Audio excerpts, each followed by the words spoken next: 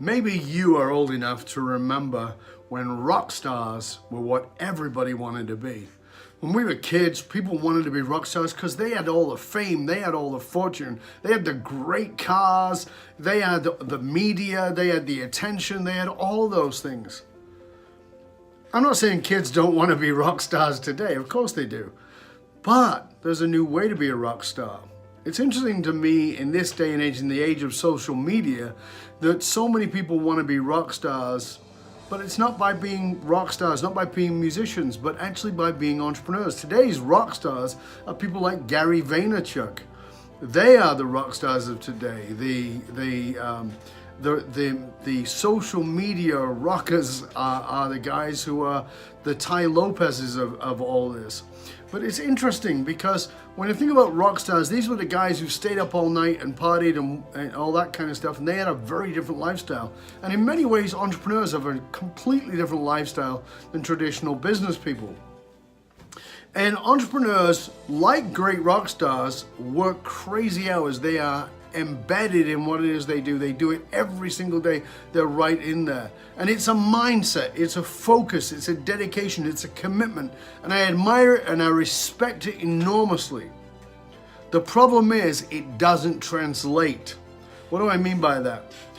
Well, if you are going to be that level of entrepreneur, you're probably going to have to hustle. You are probably going to be working a lot more than your average 40-hour a week person doing a job. Of course, you're going to be dedicated, you're going to be committed. You're probably working weekends. When other people are out partying, you're not partying, you're dedicated, you're committed, you're making it happen. That is awesome. But it doesn't translate into relationships.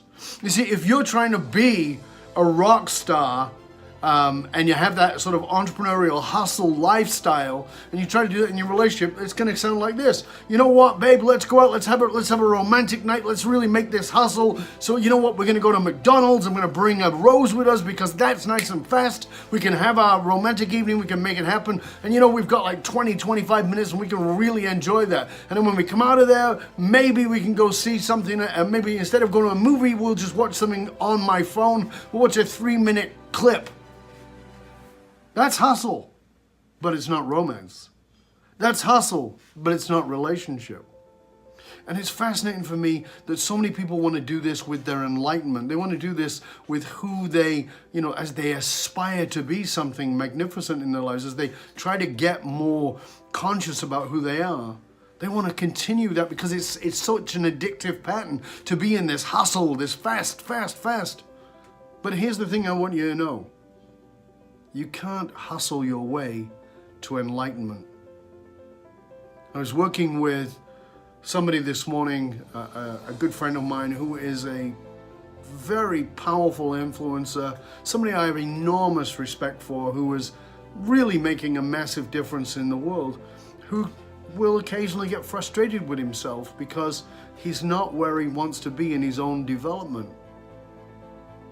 You can't hustle your way to enlightenment.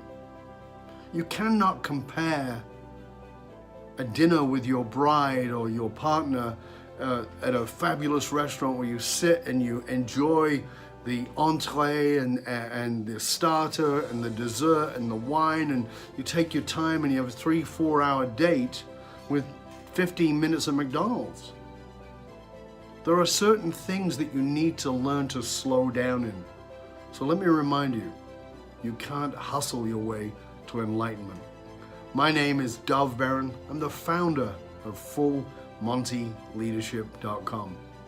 And I want to challenge you to stay curious, my friends, stay curious about where you're hustling, that you need to just slow down. I'm out.